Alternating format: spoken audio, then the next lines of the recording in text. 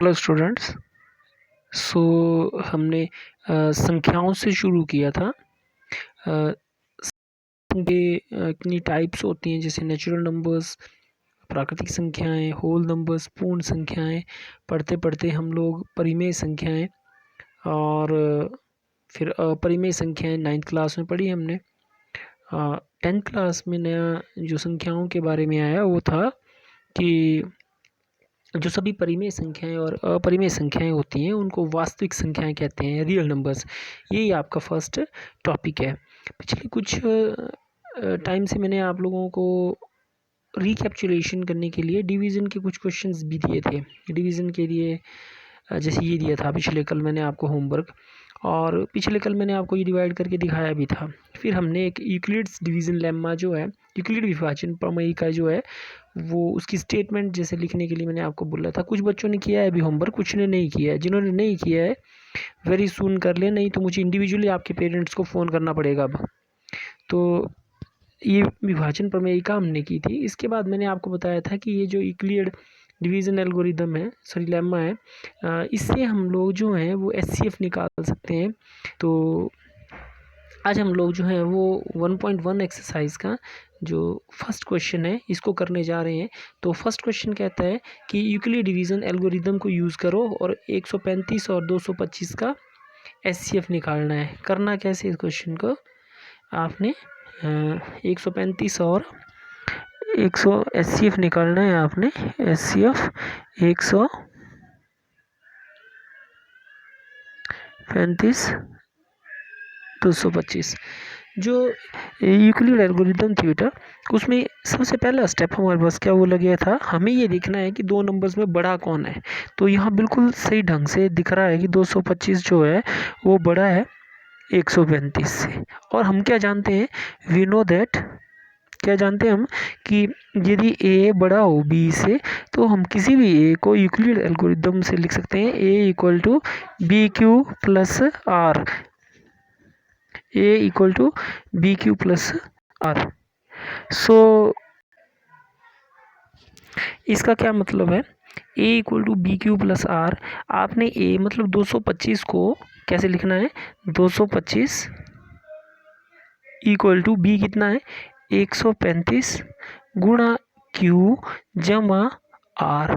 अब इस चीज़ का क्या मतलब हुआ, आपने क्यू क्वोशंट और आर रिमाइंडर, क्यू मतलब भागफल और आर जो शेषफल है वो ज्ञात करना है। तो इसको मैं 1 दे देता हूँ और अपने रफ वर्क में जो मैं अब कार्य करने जा रहा हूँ ये रफ वर्क में करूँगा मैं कि 135 से 225 को भाग करना। जैसे दिख ही रहा है 135 को एक बार करूँगा तो 0 और 12 से 3 गए तो 9, ये छोटा ही है तो यहाँ क्लियर हमारे पास दिख गया। जो क्यू कितना है वो कितना आया, ये आया क्यू भागफल, और जो शेषफल है वो कितना आया, ये 90। तो उस वाले पिछले वाले इसमें मैं इसको भरूंगा। अब जो पीछे मैंने किया था 90 और 1, तो हमारे पास 225 किसके बराबर आ गया। अब रफ वर्क से मेन वर्क पे आया मैं, तो 225 इक्वल टू 135 गुणा 1 जमा 90। अब यूक्लिड एल्गोरिथम बोलती है कि एचसीएफ हमारे पास ये बी तब होगा जब शेषफल कितना हो, 0। लेकिन यहाँ 0 नहीं है तो आप लिखेंगे क्योंकि जो आर है that is not equal to 0, 0 के बराबर नहीं है। इसलिए अब हम क्या करेंगे, 135 और 90 के ऊपर यूक्लिड एल्गोरिथम लगाएंगे। तो 135 को हमने अब फिर से लिखना है किसके बराबर, 90 गुणा क्यू जमा आर। इसका ध्यान रखना, ये हमारे पास जो उसका स्टेप 2 था ना, वही है स्टेप 2 कि तब तक हमने भागफल करते चलना है जब तक हमारे पास शेषफल क्या हो, 0 ना आए। तो यहाँ देखते हैं अब हम 135 को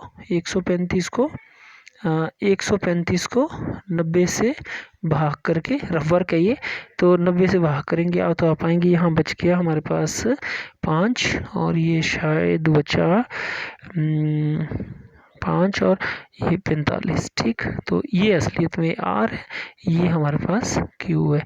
तो मेन वर्क में आऊँगा मैं, तो आपके पास आ गया फिर 135 इक्वल टू बी कितना है, बी है 90, क्यू कितना आया 1, आर अभी मैंने कितना निकाला 45।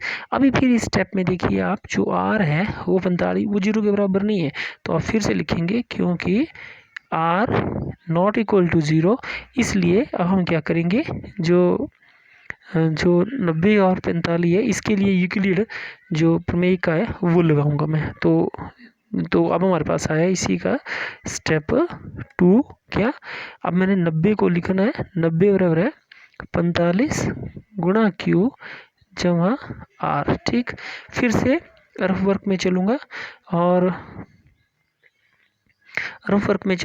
और यहाँ 90 को 45 से भाग करना है, तो दिख ही रहा है ये 45 दूनी 90 और बचा 0।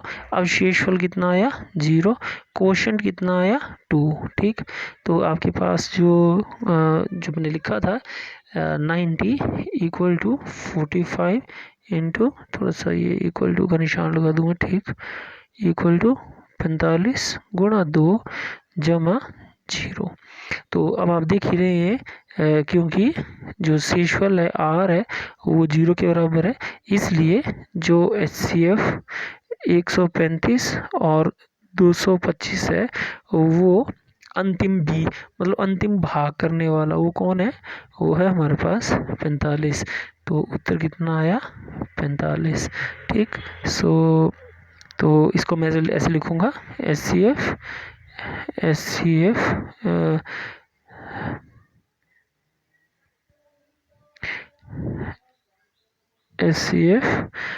135 225 इक्वल टू अंतिम बी ये 45।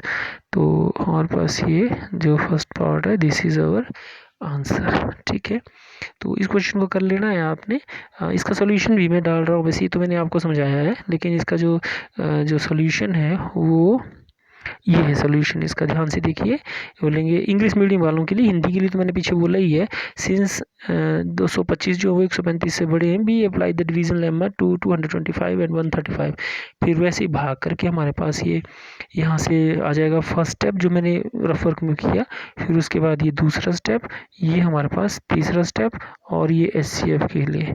ठीक है, तो ये क्वेश्चन आपने करना ही है पहला, फिर इसका दूसरा पार्ट होमवर्क, तीसरा भी आपने करना है।